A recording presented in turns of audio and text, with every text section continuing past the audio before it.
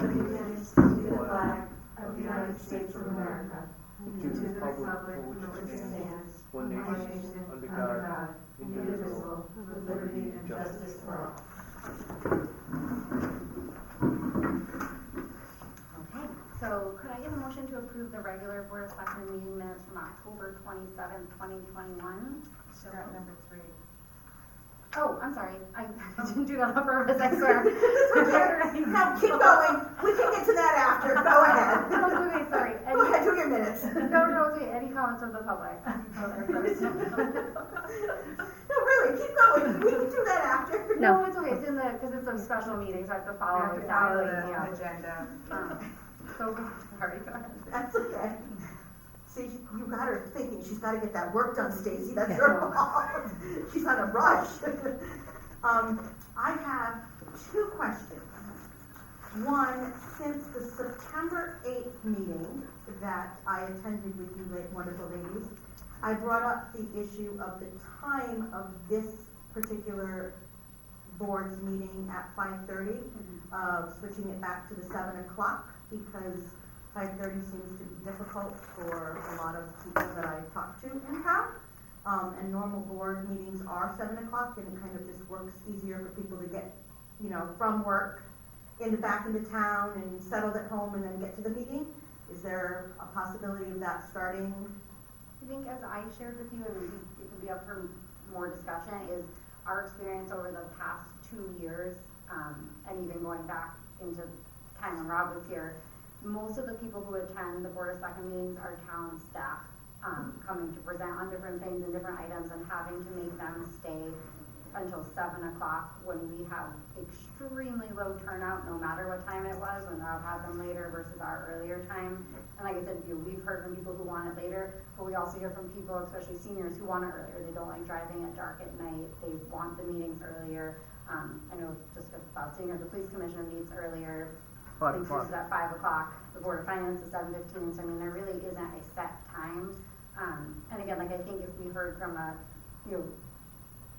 think if we saw more participation or heard from more people, but again, I think in looking back at 4 years worth of data, there isn't sadly much participation in our meetings. And so to move them to 7, which is a hardship for all the staff who have to come and present at these meetings. Like personally, 7 o'clock would be much better for me, but I want to be considerate of the town staff who have to come to these meetings. But I don't know if you guys have other thoughts, or have you heard from people asking about? I've only heard from people who of course they don't come. They said we like how it's at 5:30 because we could come on the way home from work instead of having to go home and go back out again. But they've come about once, so I've heard similar comments. Yeah. So that's heard. So I think it's just kind of a mixed bag of feedback. We haven't had anything consistent since we know it is a hardship for the town staff who has to come staying this late when they're the ones who consistently participate. I think it's harder. They don't all live local. Yeah, no, a lot of them don't. But they didn't seem, and I understand your arguments for that, but in 2000, I'm going to go back. So 2006, 2007, there was no issues from staff to do that for 7 o'clock meetings.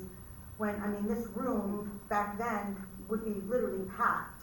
So was there a decline in participation prior to you guys because of the administration that was possibly here back then? I don't think so. I think we've seen a decline in meetings, and even during COVID, there was an uptick of online participation. But then did that start to decline as well? No. Yeah. I thought the online. The online declined over time, maybe. But even the kind of here nor there about the online time.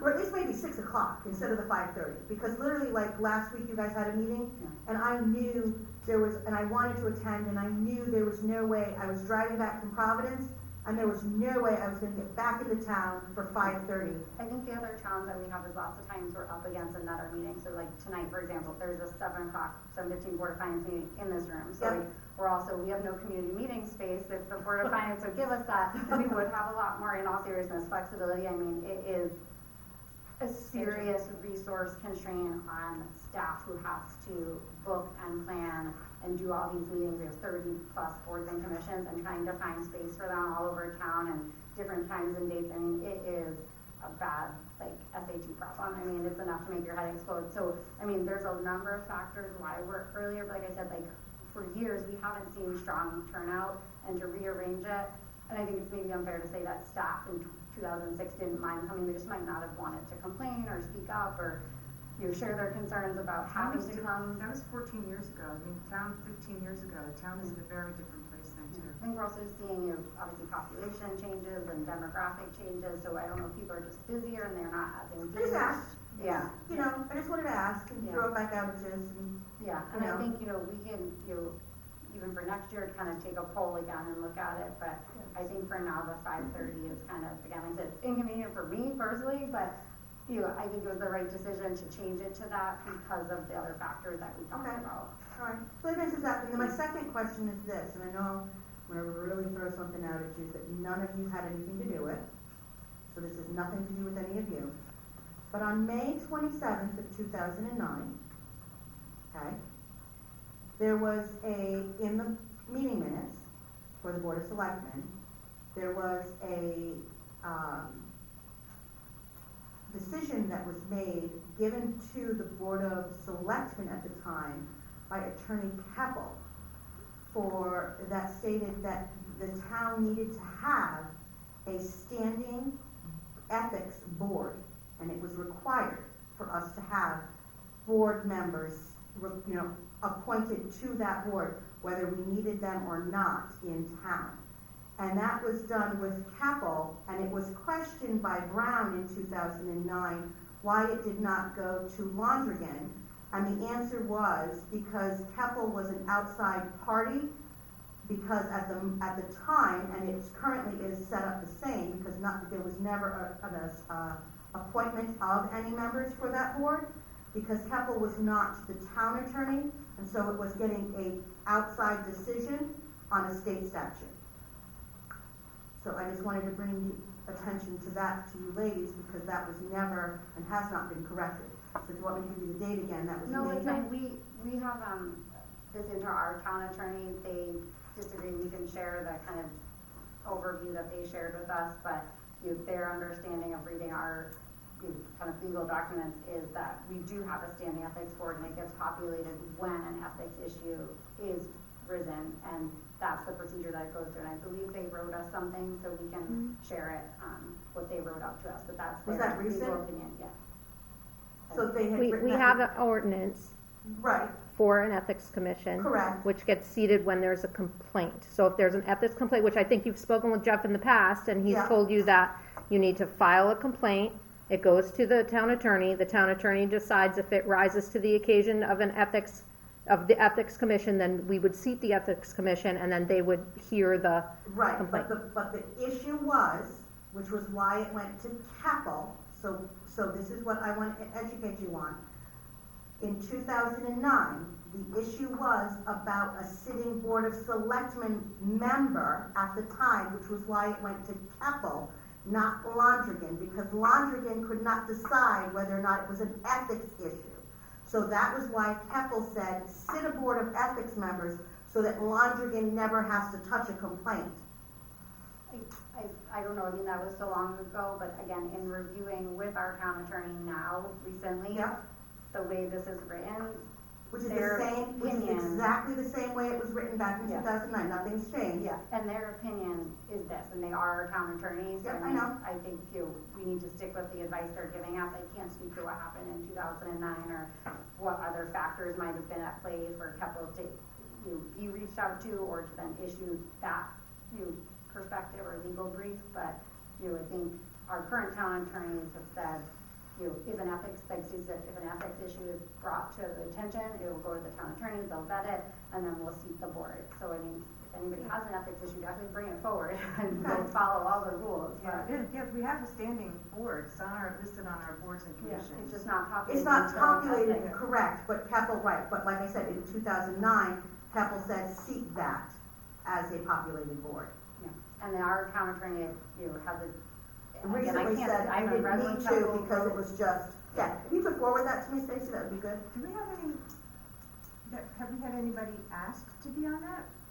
No, in our town attorney's opinion is you don't see, it's a standing board, but it's only seated if When or necessary. when our town attorney deems an ethics violation brought forward meets the criteria for, because there's a lot of criteria for what actually constitutes an ethics violation, and has to meet that specific criteria. But it's, I you mean, do.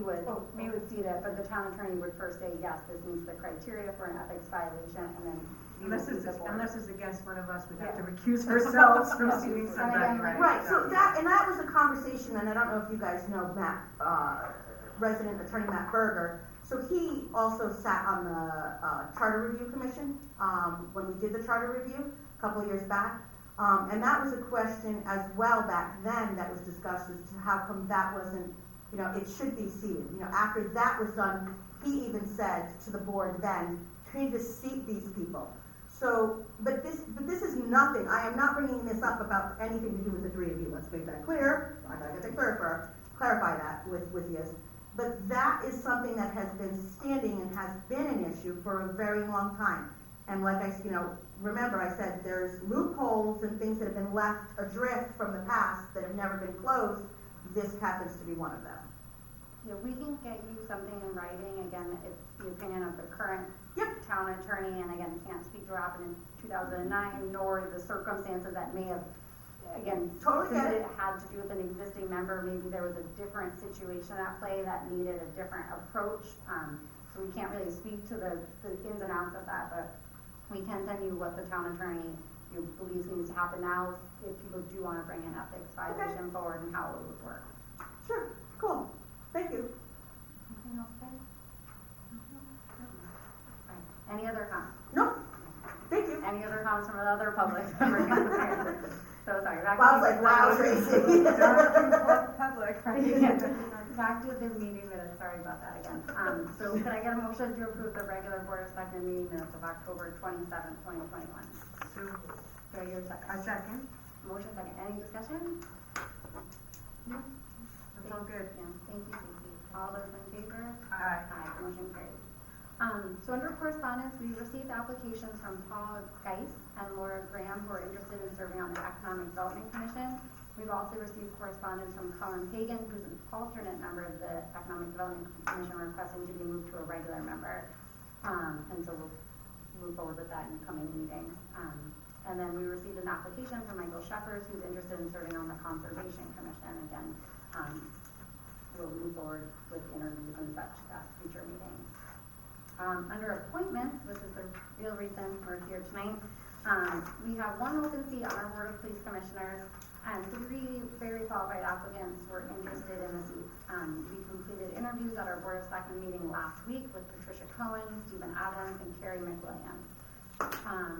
If each of you would like to share your thoughts on the applicants and your choice for the seat, and then I guess I'll share mine afterwards, and then we can make a motion to nominate the chosen person. So Deb, do you want to start? Sure. I was gonna write something down and I didn't, so I'm doing it, so.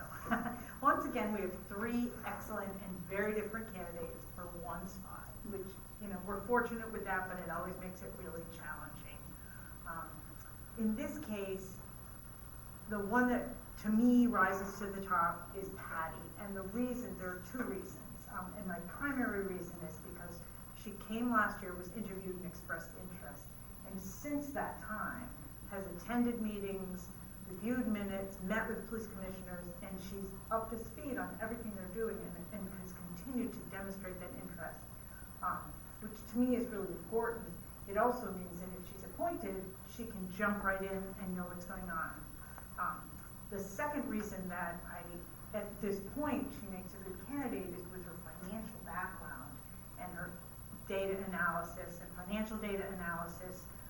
We're losing somebody from the commission with a financial background, so she is a good replacement at this time. Now, I think both Steve and Carrie would have also been fabulous on the board, but the fact that Patty has taken this year and continued to demonstrate her interest makes her the strongest candidate for me.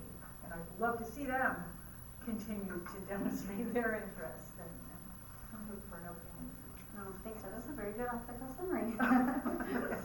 Do you wanna?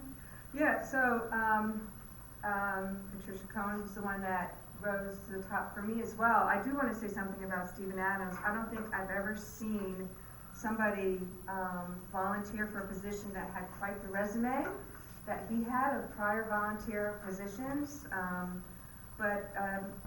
And you know, and again for Carrie, I mean, they were also very qualified. For Patty, there's two things. One was, so I'm the liaison for the police commission and go to attend all the meetings, and Patty is at all of the meetings, so she has been attending the meetings. You can always, you know, when things were Zoom, you could watch a meeting, or you could read the minutes, but you just miss so much if you're not there in person. So anyway, she's been attending the meetings. And also another thing that we haven't really come across in prior appointments, but just looking at the minority representation, right? So I think the current board right now has 3 unaffiliated and 1 Democrat. Oh, there's 2. And, Okay, so it'll be 2 unaffiliated and 2 Democrats. And Patty's a Republican. So I think from the political stance and that, you know, that we're kind of balance things out a little bit. The third thing was the financial aspect of replacing the commissioner, you know, Bob, who left, who was from the banking side, and Patty is also just to help with the budget. I mean, there's a lot of public safety, but you know, public safety costs money, and right, so. But just helping with the negotiations and the budget. I have to say that the police commission, the chief especially, has done a fantastic job negotiating major purchases, and she's aware of all of them, and I think we'll be able to step right in. So I think the ground running, that was a good point there, but she's the one, out of a tough decision, she was the one that you know, kind of floated to the top for me, as Patty Comer. Okay, no, that's good. Similar, I struggled a lot with this, and on paper, they all looked really good, and then when they came to interview, they were such excellent candidates, and all I kept thinking is, we're so fortunate, this is such a hard decision, and I do hope that they, like you mentioned, and will continue to encourage that, to ask that they stay, Carrie and Stephen stay engaged, and if they are interested in this for next year, that they attend the meetings, because I think similarly, that was a big differentiator when I was kind of thinking about all the different factors that they brought to the table, and they were kind of neck and neck. The fact that Patty has shown that interest, and I think with the chief leaving, and that we really do need someone who can hit the ground running. There's not going to be much of a learning curve, and having participated so much and taking the time to speak with different key stakeholders, kind of, I think will help her be able to get started right away. So hopefully, I do hope Carrie and Stephen stay engaged, and it's amazing that they were willing to put themselves out there, and Carrie again for a second year. And yeah, we get another one next year, so we'll see.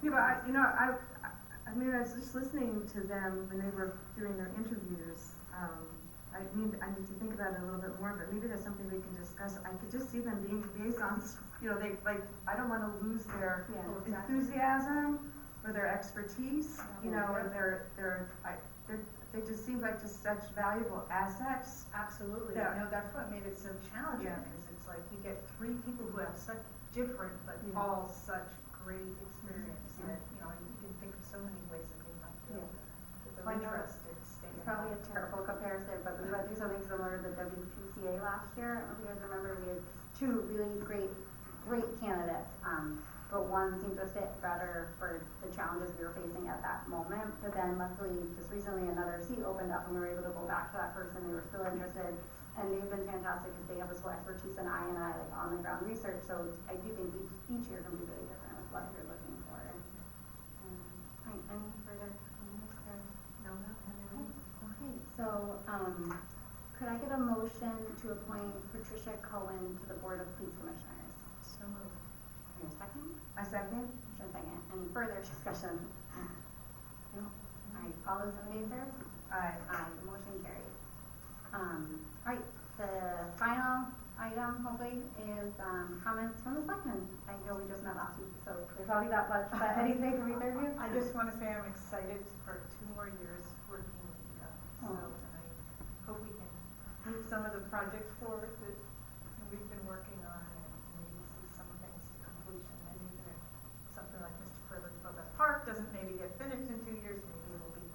Nobody's close enough to, yeah, closer. we'll work through all the nitty gritty. Oh, but paper towel. Yeah, I feel the same way. This has been like the working, I mean, I feel like we accomplish stuff, and while we have different levels of experience, they're complementary, and the level of respect is like nothing I've ever experienced on any other board, so it's been an honor. I do have some commission updates. Oh, good, of course you do. So I just have just two, because the Commission on Aging, I just attended the Commission on Aging meeting prior to this, and I did ask them about if there was a single document, or if they could compile the services that we provide for seniors. Okay, thank you. All right, so, because we have we have a number of outside agencies that provide different levels of, we have the Department of Human Services, we have the Pawcatuck Neighborhood Center, we have the Robert A. Granado Senior Center. I mean, there's people in town that don't even realize that we actually have a senior center, and we do. You know, the transportation for seniors, there's Meals on Wheels, there's so much that we do. And then there's also a tracking of seniors. They've looked at trying to track seniors that we know that there's some dementia, so there could be, you know, like even if they're an at-home, or like a silver alert that we know that this particular person might need to be checked on more often. So anyway, so they said that maybe it's probably going back about 15 years ago now, there was a brochure of all the services that were provided, but definitely needed to be updated. So they were all very excited about that. Susan Sadinsky, the director at the Neighborhood Center, will spearhead the collection of all of the data, of all of the things that are coming together. So they're going to work on that. That's really good. Yeah, Thank so you. it's and then one of the things that that they shared, you know, it's Medicare open enrollment right now, and there are numerous scams going on, and a lot of them have to do with the commercials that say your extra benefits, right? So these are extra benefits that aren't necessarily paid for by Medicare. Seniors are signing up for it. So like somebody from the Department of Human Services had shared that there were several seniors that came in that they signed up for these extra benefits that they thought they were entitled to, but in doing so, they terminated their existing plans. Oh, no. So it's an absolute disaster. So they're going to try to do something.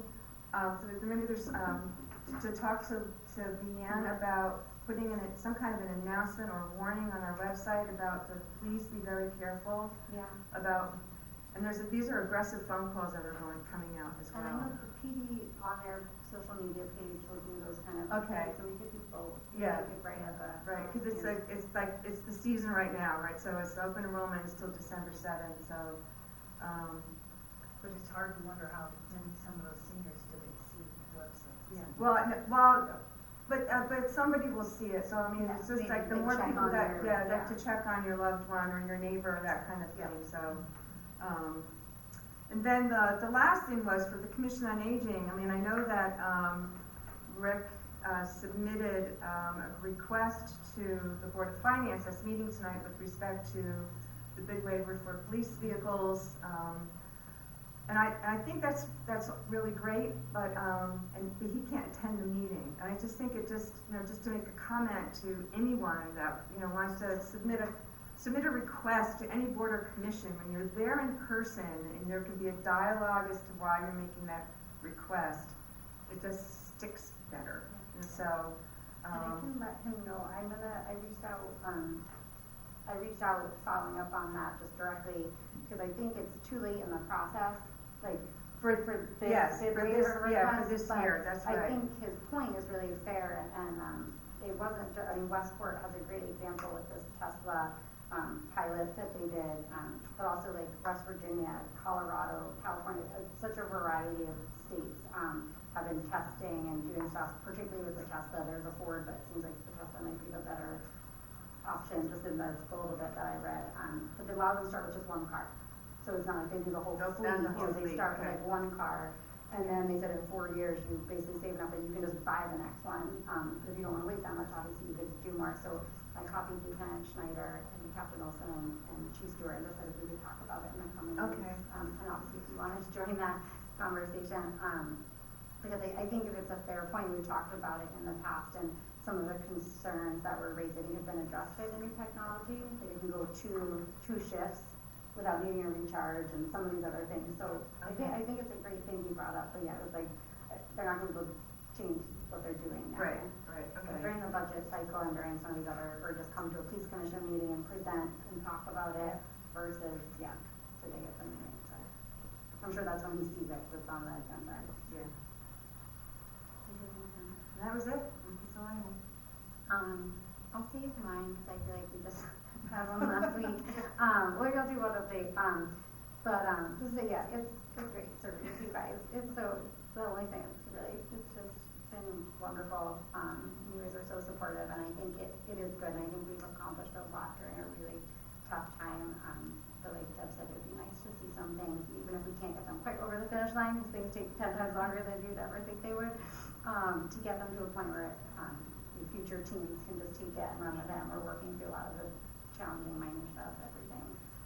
But I guess the two quick updates are, hopefully right after this meeting, I'm going to submit a, I forget what it's even called now, but they say it's like a climate change forestry grant. So I'm just applying for about $10,000.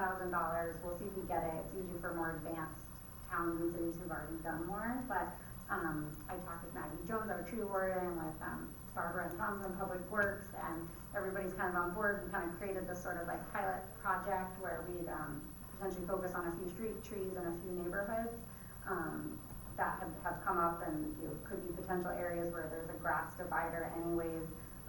And the particular area that we're talking about is probably, I'm gonna forget all the streets, but it'd be like Lincoln, Palmer, Williams, Cortland, because a lot of those have a little bit of a tree buffer, or a little grass buffer, so it'd be easier for Public Works to get in there and do trees. A lot of them used to have trees and they've died over time. Moss already has a good bit of trees, but we could potentially look at adding there, so that would be half of it, and the other half would be a program where residents could apply for like a 50% rebate for up to $100 for planting their own tree, and then they have to maintain it, and there's a whole kind of program behind it, how they verify it, and they work with the tree warden to be sure it's a native species, something that provides tree canopy cover. So basically it was a cool program. If you ever look at it, it's like Tree Equity Index, and it shows you like the heat index, and the other reason why this area popped up was shows that it's the hottest area in the town. And it has, other than the borough actually came up as the worst spot for tree canopy coverage, but these other two areas were the second and third worst. And since we don't oversee the borough's public works, I didn't want to apply for anything for them. But it was just interesting, the heat index of Mary Ellen from the aquarium had brought up during that kind of 5 degrees. Yeah, driving from Mystic over towards Westerly. So obviously trees are a huge component of protecting from heat, absorbing obviously stormwater, all these other things. So I learned a lot during the process, but it was interesting. So we'll see. It's a long shot, but we have it.